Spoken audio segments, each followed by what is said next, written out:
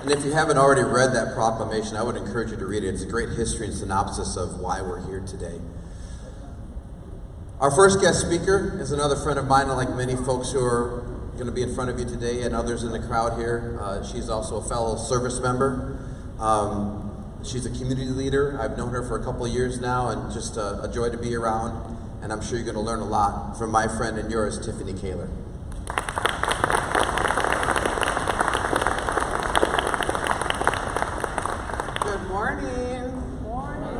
It's so nice to see all of my neighbors out here in Washington County.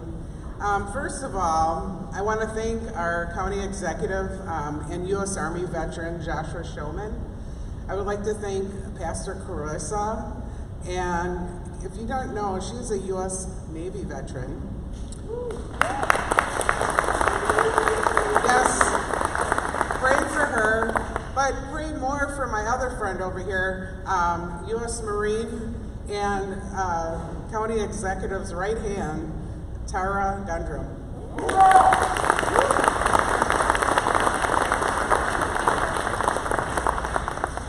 And I have to acknowledge U.S. Air Force veteran Bill Brewer. But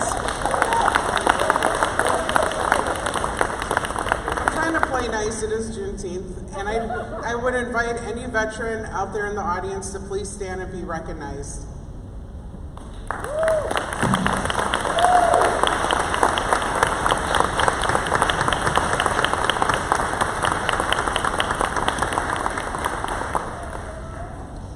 And most importantly, again, good morning to all of you, my fellow neighbors, here in the greatest county in Wisconsin and the nation. Today I want to talk to you about a special day that we're celebrating today called Juneteenth. It is not just any holiday. It is a celebration of freedom, resilience, and unity. So let us dive into the history. I know County Executive Showman read a lot of things in his proclamation, but I just want to backtrack a little bit and give you a little bit more in-depth history and why it matters in the year 2024.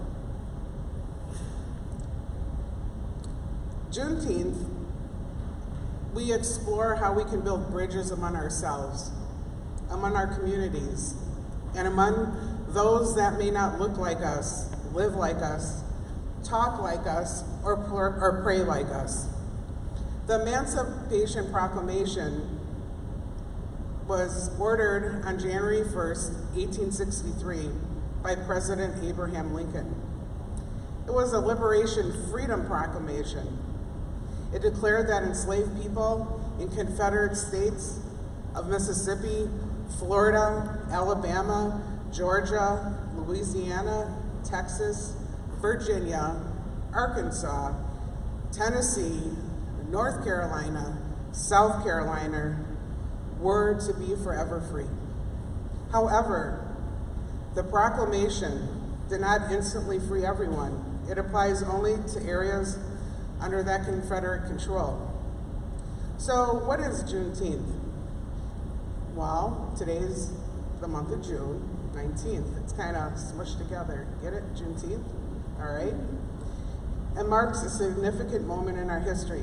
It was 159 years ago today that federal troops were led by General Gordon Granger, who arrived in Galveston, Texas, and proclaimed that freedom of Texas, 250,000 enslaved people. That's like if you take like the population of all of Washington County and multiply it by what, 5 or 6? That's how many people we're talking about. So Juneteenth was born, and it's a day of celebration and hope. Imagine the joy and relief felt by those who had endured slavery for so long.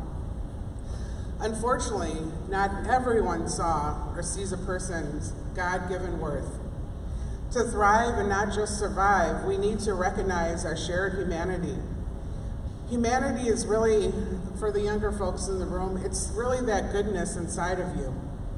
We have to recognize the goodness in others, what drives us to come together, to form compassion, not just for ourselves, but for others. It's an act of compassion, not just for those that we know here in our community, but really for those that we do not even know, everyone on this entire planet that we call home. Just imagine for a moment this day of freedom, the feeling of humanity being taken away from you. Imagine what that would feel like. It is like being invisible, unheard, and dismissed. It is painful that wears down a person's self-worth. Imagine having your voice silenced, your rights denied, your humanity disregarded. It is a pain that no one should endure.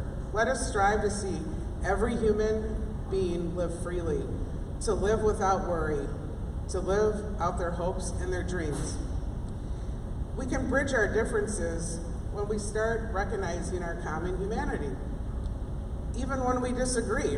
And you know there's a lot to disagree about, right? But we must never put others down. Everyone deserves to be free regardless of their background or beliefs. How do we do this? So we build bridges and we tear down the walls between us. We listen to understand each other. We don't always need to listen to respond, but simply listen to understand each other. We can express our ideas without fear of harm. We can practice empathy by placing ourselves in someone else's shoes. It means also respecting others' right to express their views, again, even if we disagree. When someone shares their story or perspective, listen attentively. Ask questions to learn more. By doing so, you will build bridges of understanding. We will break down stereotypes and biases that we have. We can engage in conversations, the challenges and the preconceived notions. We can educate ourselves about unfamiliar cultures and backgrounds. We can engage in community service. There is plenty to do in Washington County.